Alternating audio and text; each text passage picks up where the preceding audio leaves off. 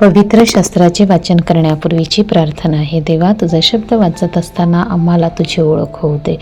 तुझे प्रेम व तुझे स्मरण रोजच्या जीवनात होण्यासाठी तू आम्हाला मदत कर. तुझा पवित्र शब्द आमच्या जीवनासाठी कशा प्रकारे आम्ही लागू करावा याची आम्हाला समज दे. हे पवित्र आत्मे आमच्यातील अज्ञान दूर कर. आमच्या कुटुंबात आणि या जगात हा पवित्र शब्द वाचत असताना तुझ्याविषयी व इतरांविषयी आमच्या हृदयात प्रेम प्रज्वलित कर. आमेन.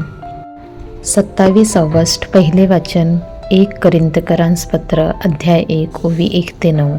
कोरिन्थेतील देवाच्या मंडळीस म्हणजे ख्रिस्त येशूमध्ये पवित्र केलेल्या आणि पवित्र जन खुणास बोलावलेल्या लोकांस आणि आपला प्रभू येशू ख्रिस्त म्हणजे त्यांचा आणि आपलाही प्रभू ह्याचे नाव सर्व ठिकाणी घेणाऱ्या सर्वांस देवाच्या इच्छेने ख्रिस्त येशूचा प्रेषित होण्याकरिता बोलावलेला पौल आणि आपण बंधू सोस्थनेस यांच्याकडून देव आपला पिता आणि प्रभू येशू ख्रिस्त यांच्यापासून तुम्हाला कृपा आणि शांती असो.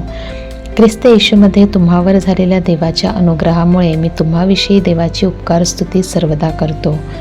तो अनुग्रह हा की जसजशी ख्रिस्ताविषयीची साक्ष तुम्हामध्ये दृढ मूल झाली तसतसे तुम्ही त्याच्या ठायी प्रत्येक बाबतीत सर्व बोलण्यात आणि सर्व ज्ञानात संपन्न झाला.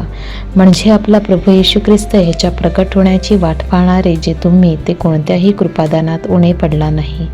आपल्या प्रभू येशू ख्रिस्ताच्या दिवशी तुम्ही दोषरहित ठरावे म्हणून तोच शेवटपर्यंत तुम्हास दृढ राखील. ज्याने स्वपुत्र येशू ख्रिस्त आपला प्रभू ह्याच्या सहभागीपणात तुम्हाला बोलावले तो देव विश्वसनीय आहे. हा प्रभूचा शब्द. देवाला धन्यवाद. प्रतिसाद स्तोत्र. हे देवा, मी सदा सर्व काळ तुझ्या नामाला धन्यवाद देईन. शुभवर्तमान. मत्ते अध्याय 24 ओवी 42 ते 51. येशू आपल्या शिष्यांना म्हणाला, जागृत रहा, कारण कोणत्या दिवशी तुमचा प्रभू येईल हे तुम्हास ठाऊक नाही. आणखी हे समजा की कोणत्या प्रहरी चोर येईल हे घरधण्याला कळले असते तर तो जागृत राहिला असता आणि त्याने आपले घर फोडू दिले नसते. म्हणून तुम्हीही सिद्ध असा, कारण तुम्हास कल्पना नाही अशा घटकेस मनुष्याचा पुत्र येईल. ज्या विश्वासू आणि बुद्धिमान दासाला धन्याने आपल्या परिवाराला यथाकाळी खावयास देण्यासाठी त्यांच्यावर नेमले आहे असा कोण? धनी येईल तेव्हा जो दास तसे करताना त्याच्या दृष्टीस पडेल तो धन्य. मी तुम्हास खचित सांगतो की त्याला तो आपल्या सर्वस्वावर नेमेल.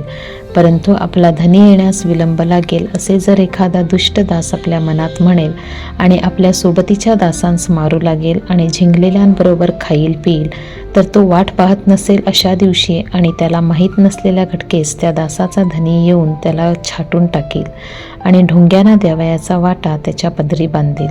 तेथे रडणे आणि दात खाणे चालेल. प्रभूचे शुभवर्तमान. हे ख्रिस्ता तुझी स्तुती असो.